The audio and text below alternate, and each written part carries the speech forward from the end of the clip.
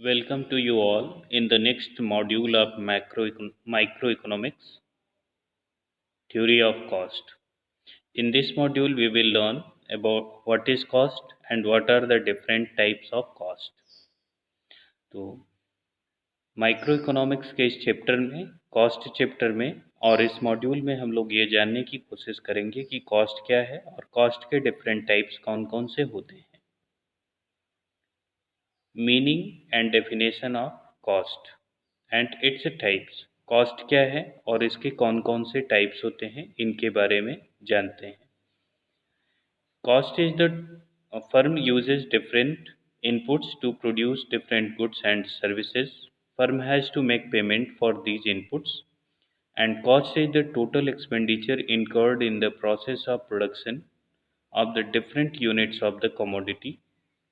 It can be classified into different categories. तो firm बहुत सारे इनपुट्स का यूज़ करती है किसी भी गुड्स या सर्विस को प्रोड्यूस करने में, जैसे लैंड है, लेबर है, कैपिटल है, एंटरप्रेन्योर है, रॉ मटेरियल्स हैं। तो इन सारे डिफरेंट यूनिट्स को जो इनपुट्स यूज़ किए जाते हैं, इन इनपुट्स के लिए पेमेंट भी करना होता है। तो जो टोटल पेमेंट इन इनपुट्स पे किया जाता है, उन्हीं पेमेंट के एक्सपेंडिचर को कॉस्ट कहा जाता है। कॉस्ट वो टोटल एक्सपेंडिचर है जो प्रोडक्शन प्रोसेस में इनपुट्स पे एक्सपेंस किया जाता है किसी भी कमोडिटी को प्रोड्यूस करने के लिए। प्रोडक्शन प्रोसेस में जो भी कॉस्ट इन्वॉल्व होती है, उस कॉस्ट को डिफरेंट कैटेगरीज में क्लासीफाई करते हैं। पहली कैटेगरी होती है मनी कॉस्ट, रियल कॉस्ट और अपॉर्चुनिटी कॉस्ट की। दूसरी कैटेगरी होती है एक्सप्लिसिट कॉस्ट और इम्प्लिसिट कॉस्ट की। तीसरी कैटेगरी होती है फिक्स्ड कॉस्ट की और वेरिएबल कॉस्ट की। तो जो भी प्रोडक्शन प्रोसेस में जितने भी खर्च आते हैं, जितनी भी कॉस्ट आती है, उस टोटल कॉस्ट को अलग अलग हेड्स के अकॉर्डिंग डिवाइड किया जाता है, उनके फीचर्स के according. Money cost, real cost, opportunity cost में, एक्सप्लिसिट कॉस्ट और इम्प्लिसिट कॉस्ट में, फिक्स्ड कॉस्ट और वेरिएबल कॉस्ट में। So let's discuss one by one what is money cost, real cost and opportunity cost. Money cost, real cost और opportunity cost क्या होती है और इसको एग्जाम्पल की मदद से समझने की कोशिश करते हैं। Money cost, it is the expenditure incurred in the production process which can be represented in terms of money. For example, purchase of raw material, payment of wages and salaries to employees, etc. Money cost वो total expenditure होता है जो किसी भी production process में producer को money के term में सेक्रीफाइस करना होता है। तो जितने भी सामान प्रोड्यूसर या जितने भी इनपुट्स लेता है, उसके लिए जो मनी का सेक्रीफाइस है और जिसके लिए पेमेंट मनी के टर्म में किया जाता है, उन कॉस्ट को मनी कॉस्ट कहा जाता है। जैसे रॉ मटेरियल की परचेजिंग, वेजेस का पेमेंट, सैलरी का पेमेंट, ऑफिस के लिए फर्नीचर्स, मशीनों की परचेजिंग, हाउस का रेंट, ये सारे एक्सपेंसेस जो हैं वो मनी के टर्म में होते हैं। इस वजह से इस कॉस्ट को मनी कॉस्ट कहा जाता है। Second one is the real cost. दूसरी कॉस्ट जो है वो रियल कॉस्ट है। Real cost is the trouble, pain, discomfort and sacrifice done during the production process. It is also called social cost. तो real cost वो cost है जिसको money के टर्म में मेजर नहीं किया जा सकता और मनी के टर्म में रिप्रेजेंट भी नहीं कर सकते इसको। ये वो कॉस्ट है जो प्रोड्यूसर को सेक्रीफाइस करना पड़ता है in form of trouble, pain, discomfort, sacrifice, risk bearing and enjoyment with the family. तो ये सारी चीज़ें जो प्रोड्यूसर को प्रोडक्शन में सेक्रीफाइस करनी पड़ती हैं, इन साइकोलॉजिकल कॉन्सेप्ट को रियल कॉस्ट कहा जाता है। Opportunity cost, it is the cost of the opportunity foregone in the next best alternative. Opportunity cost के बारे में हम पहले भी पढ़ चुके हैं। अपॉर्चुनिटी कॉस्ट अपॉर्चुनिटी सेक्रीफाइस्ड है नेक्स्ट बेस्ट अल्टरनेटिव में। अगर किसी भी आप एक अपॉर्चुनिटी को ऑप्ट करते हैं, तो उस ऑप्ट की गई अपॉर्चुनिटी के लिए जो नेक्स्ट बेस्ट अपॉर्चुनिटी का सेक्रीफाइस करते हैं, उसी कॉस्ट को अपॉर्चुनिटी कॉस्ट कहा जाता है। जैसे किसी दिन अगर आप सपोज़ कर लीजिए कि आपके पास 100 लेबर हैं और 100 लेबर की मदद से आप पहले व्हीट प्रोड्यूस करना चाहते थे और अचानक आपके मन में आया कि व्हीट की जगह मस्टर्ड प्रोड्यूस करते हैं। तो आपने मस्टर्ड का प्रोडक्शन किया तो किस अपॉर्चुनिटी का सैक्रिफाइस किया? प्रोडक्शन ऑफ व्हीट की अपॉर्चुनिटी का सैक्रिफाइस कर दिया। तो that is the opportunity cost. तो किसी एक अपॉर्चुनिटी को ऑप्ट करने के लिए जो नेक्स्ट बेस्ट अपॉर्चुनिटी का सैक्रिफाइस होता है उसी को अपॉर्चुनिटी कॉस्ट कहते हैं। जैसे एक लैंड है, लैंड को अगर आप यूज़ कर रहे हैं उसके मल्टीपल यूज़ होने के कारण लैंड को स्टेडियम बनाने में भी यूज़ किया जा सकता है, मकान बनाने में भी यूज़ किया जा सकता है, फार्मिंग के लिए भी, पार्क के लिए भी यूज़ किया जा सकता है। तो अगर आपको सबसे ज़्यादा पैसा जो मिल रहा है वो बिल्डिंग बनाने में और दूसरा पैसा जो उससे रेवेन्यू आ रहा है वो स्टेडियम बनाने में, तो आप सबसे पहले अपॉर्चुनिटी ऑप्ट करेंगे कि उस पर आप बिल्डिंग का कंस्ट्रक्शन कराएं, प्लॉटिंग के लिए दें और उस पर जो अपॉर्चुनिटी आप सेक्रीफाइस कर रहे हैं वो बिल्डिंग से जो स्टेडियम बनना था उस लैंड पे उस अपॉर्चुनिटी का सेक्रीफाइस कर रहे हैं। तो बिल्डिंग बनवाने की जो कॉस्ट होगी वो स्टेडियम बनाने की अपॉर्चुनिटी का सेक्रीफाइस होगा। That's why the this is the opportunity cost. Construction of the stadium is the opportunity cost for the construction of the building. Now let's discuss what is explicit cost and implicit cost. आइए discuss करते हैं कि explicit cost और implicit cost क्या होती है।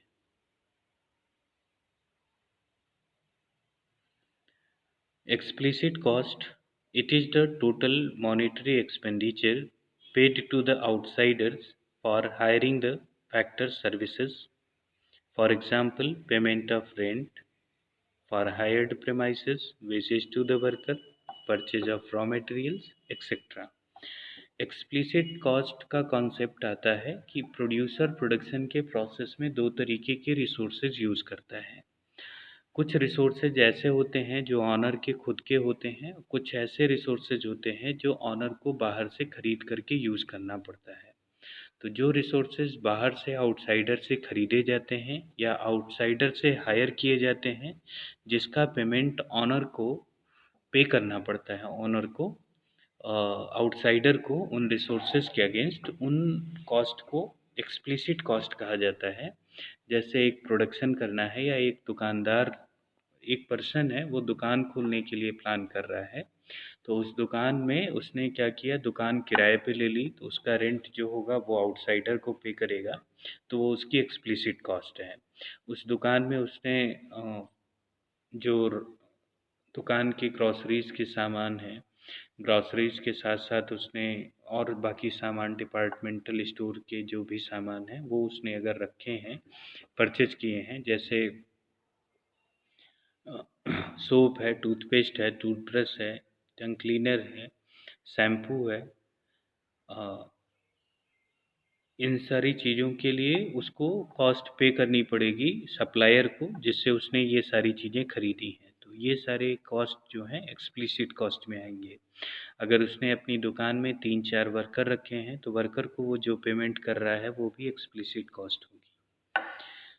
तो implicit cost क्या होती है?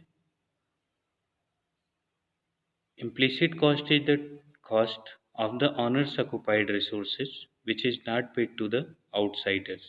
It is the estimated value of owner's resources used in the production process. For example, rent of land, wages of owner's work, etc. तो जो प्रोडक्शन प्रोसेस में ऑनर अपने रिसोर्सेज यूज़ करता है, तो ओनर के अपने यूज़ किए गए जो रिसोर्सेज होंगे उनको इम्प्लिसिट कॉस्ट कहा जाता है। जैसे एक पर्सन है वो अपनी खुद की बिल्डिंग में दुकान खोल रहा है, तो वो उसकी बिल्डिंग का जो रेंटेड वैल्यू होगी वो इम्प्लिसिट कॉस्ट है, क्योंकि वहाँ पे ऑनर ने अपना रिसोर्स यूज किया है जिसको वो पेमेंट नहीं कर रहा। ऑनर ने अपनी शॉप पे अपने फैमिली के दो, मतलब वाइफ को भी इंगेज कर लिया है और अपने छोटे बेटे को भी उसमें इंगेज करके प्रोडक्शन कर रहा है या सेलिंग कर रहा है। तो वाइफ और जो अपने बेटे के लिए उसको लेबर या वेजेस देना पड़ता था, वो अब उसको नहीं देना पड़ रहा है। तो ये सब जो वेजेस की वैल्यू होगी, उसकी वाइफ को जो मिलना चाहिए और जो उसके बेटे को मिलना चाहिए था, उस वेजेज की जो इम्प्यूटेड वैल्यू है उसको इम्प्लिसिट कॉस्ट में इंक्लूड किया जाएगा। हाँ, एक पर्सन है, वो ट्रेवल एजेंसी चलाने में घर की खुद की कार यूज़ कर रहा है, तो वो इम्प्लिसिट कॉस्ट है, क्योंकि वे ये जो रिसोर्स हैं वो ऑनर के ऑक्युपाइड रिसोर्सेज हैं। तो जो भी ऑनर के ऑक्युपाइड रिसोर्सेज होते हैं उनकी जो कॉस्ट होती है उसको इम्प्लिसिट कॉस्ट कहा जाता है, जिसको आउटसाइडर को पे नहीं करना होता। तो जैसे कोई भी फार्मर खेती किसी से ले करके कर रहा है, वो एक एक्सप्लिसिट कॉस्ट होगी। अगर कोई भी फार्मर खुद की अपनी लैंड पे फार्मिंग कर रहा है, तो लैंड की जो कॉस्ट आएगी वो इम्प्लिसिट कॉस्ट होगी। कोई भी पर्सन अगर हर या एक शॉपकीपर है, वो अपनी रॉ मटेरियल को लाने के लिए एक किराए की गाड़ी यूज़ करके सामान लेकर के ला रहा है, तो वो एक्सप्लिसिट कॉस्ट होगी। और अगर अपनी कार से ही वो जा करके सामान रॉ मटेरियल परचेज करके लाता है, तो वो इम्प्लिसिट कॉस्ट में काउंट किया जाएगा। तो ऑनर्स के जो खुद के रिसोर्स होते हैं वो इम्प्लिसिट कॉस्ट, और जो आउटसाइडर से परचेज करता है या आउटसाइडर से हायर करता है उसके लिए जो कॉस्ट पे करनी होती है वो एक्सप्लिसिट कॉस्ट होती है। Now fixed cost and variable cost. What is fixed cost? As the name suggests, the cost remain constant. Fixed cost जो है शॉर्ट रन की ये कॉस्ट होती हैं, फिक्स्ड कॉस्ट और वेरिएबल कॉस्ट। शॉर्ट रन मतलब लिमिटेड टाइम पीरियड है। Limited time period में फिक्स्ड कॉस्ट एग्जिस्ट करती है। Fixed cost is those cost which remain constant in short run. It neither increases और nor decreases with the change in output. It remain positive even zero level of output. It is also known as supplementary cost, indirect cost, overhead cost. For example, rent of premises, salary of permanent staff, etc. तो fixed cost जैसा कि नाम बताता है कि ये fix रहती है। प्रोडक्शन बढ़े या प्रोडक्शन घटे, आउटपुट के घटने या आउटपुट के बढ़ने के साथ ये कॉस्ट में कोई चेंज नहीं होता, ये कांस्टेंट रहती है। अगर आप 10 यूनिट प्रोड्यूस कर रहे हैं तब भी फिक्स्ड कॉस्ट उतनी ही आएगी, 20 यूनिट प्रोड्यूस कर रहे हैं तब भी फिक्स्ड कॉस्ट उतनी ही आएगी, और इवन प्रोडक्शन आप नहीं भी कर रहे हैं तो भी फिक्स्ड कॉस्ट उतनी ही रहेगी। तो फिक्स्ड कॉस्ट कांस्टेंट रहती है। प्रोडक्शन की इंक्रीज करने के साथ ना तो ये कॉस्ट बढ़ती है और ना ही प्रोडक्शन के घटने के साथ ये घटती है। इवन आप प्रोडक्शन बंद कर देंगे तब भी ये कॉस्ट आपको पे करनी होती है। इसको सप्लीमेंट्री कॉस्ट, इनडायरेक्ट कॉस्ट और ओवरहेड कॉस्ट के नाम से भी जानते हैं। जैसे एग्जांपल ले लेते हैं कि किसी भी प्रेमाइसेस का जो रेंट है, सपोज़ कर लीजिए आपने दुकान ले लिया, एक रेंटेड हाउस में आपने दुकान खोली है, शोरूम खोला। तो अब आपकी सेल्स ज़ीरो होगी तब भी आपको रेंट पे करना होगा उतना ही। आपकी सेल्स 10 यूनिट है तब भी उतना ही पे करना है रेंट। 50 यूनिट है, 1000 रुपये तक की, 2000 की, 5000 की सेल्स आपकी बढ़ रही है या सेल्स घट रही है, आपको रेंट जो पे करना है वो कांस्टेंट है। तो इसको फिक्स्ड कॉस्ट में इंक्लूड किया जाता है। जो सैलरी है परमानेंट स्टाफ की है, जो परमानेंट स्टाफ है जिनको आप काम से निकाल नहीं सकते, तो फर्म में प्रोडक्शन हो या ना हो, परमानेंट स्टाफ की जो सैलरी है वो पेमेंट करनी ही होती है, तो इसको फिक्स्ड कॉस्ट कहा जाता है। Fixed cost becomes variable in long run. तो ये ध्यान रखने की बात है कि फिक्स्ड कॉस्ट जो होती है वो लॉन्ग रन में वेरिएबल हो जाती है, लेकिन शॉर्ट रन में ये फिक्स रहती है। फिक्स्ड कॉस्ट के फिक्स रहने के कारण फिक्स्ड कॉस्ट कर्व जो होता है वो पैरेलल टू एक्स एक्सिस होता है। तो फिक्स्ड कॉस्ट जो कर्व जो होगा वो पैरेलल टू एक्स एक्सिस रहेगा। तो वन क्वांटिटी यहाँ दिया हुआ है ग्राफिकल प्रेजेंटेशन में, जो ब्लैक कलर से लाइन रिप्रेजेंट की गई है वो फिक्स्ड कॉस्ट को रिप्रेजेंट करती है। 1 यूनिट प्रोड्यूस करने पे भी फिक्स्ड कॉस्ट 12 है, 0 यूनिट प्रोड्यूस करने पे भी फिक्स्ड कॉस्ट 12 है, 3 यूनिट, 4 यूनिट, 5, 6 यूनिट प्रोड्यूस करने पे फिक्स्ड कॉस्ट 12 ही है। तो फिक्स्ड कॉस्ट कांस्टेंट रहने के कारण ये fixed cost curve parallel to X axis होता है। नेक्स्ट है variable cost. Variable cost short run में भी और लॉन्ग रन में दोनों में एग्जिस्ट करती है। Variable cost it include those cost which increases with increase in output and decreases with decrease in output. It is also known as prime cost, direct cost or avoidable cost. For example, cost of raw materials, wages of casual workers, etc. Production process में कुछ cost ऐसी भी होती है जो production के बढ़ने के साथ बढ़ती जाती है और प्रोडक्शन के कम होने के साथ कम होती जाती है। तो जो कॉस्ट प्रोडक्शन के बढ़ने के साथ बढ़े और प्रोडक्शन के घटने के साथ कम हो जाती है उसको वेरिएबल कॉस्ट कहा जाता है।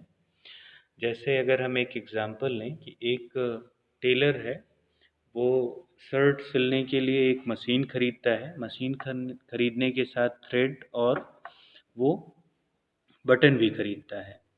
तो शर्ट सिलने के साथ साथ जैसे एक शर्ट सिलेगा तो उसको 2 थ्रेड की ज़रूरत होगी, तो 2 शर्ट सिलने के लिए 4 थ्रेड, 3 शर्ट सिलने के लिए 6 थ्रेड। तो इस तरीके से जैसे जैसे हमारा प्रोडक्शन बढ़ रहा है थ्रेड की क्वांटिटी भी बढ़ रही है। तो थ्रेड की जो कॉस्ट है, बटन की जो कॉस्ट है वो क्या होगी, बढ़ रही है। तो ये हमारी वेरिएबल कॉस्ट होती है। जबकि जो सिलाई मशीन है और उसके साथ जो आयरन वगैरह वो यूज़ करता है उन सब की जो कॉस्ट है वो फिक्स्ड कॉस्ट है। शर्ट की क्वांटिटी बढ़ने के साथ मशीनों की क्वांटिटी नहीं बढ़ती शॉर्ट रन में, और तो ये फिक्स्ड कॉस्ट है। आयरन की कॉस्ट नहीं बढ़ती तो वो फिक्स्ड कॉस्ट है। लेकिन अगर हम ये देखें कि ज़्यादा शर्ट आयरन करना है तो बिजली का बिल क्या होगा, ज़्यादा लगेगा। तो ये कौन सी कॉस्ट है, वेरिएबल कॉस्ट है जो आउटपुट के बढ़ने के साथ बढ़ रही है। तो आउटपुट के बढ़ने के साथ जो कॉस्टिंग बढ़ने लगती है वो वेरिएबल कॉस्ट, और आउटपुट के घटने के साथ घटने लगती है वो भी वेरिएबल कॉस्ट होगी। लेकिन आउटपुट के घटने और बढ़ने का अगर कोई फ़र्क नहीं पड़ता तो वो कॉस्ट फिक्स्ड कॉस्ट होती है। तो एग्ज़ाम्पल, ये ग्राफ से फिक्स्ड कॉस्ट वेरिएबल कॉस्ट को देखने की कोशिश करते हैं। Variable cost curve inverse S shape curve होता है। जैसे जैसे आउटपुट बढ़ता जाता है वेरिएबल कॉस्ट बढ़ती जाती है। 0 यूनिट पे वेरिएबल कॉस्ट 0 है, जबकि 1 यूनिट पे वेरिएबल कॉस्ट 6 है। 2 यूनिट पे वेरिएबल कॉस्ट 10 है।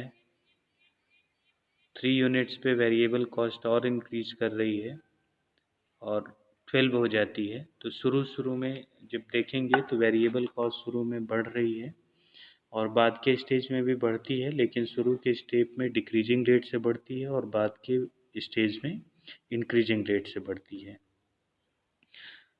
तो variable cost inverse S shape curve होता है।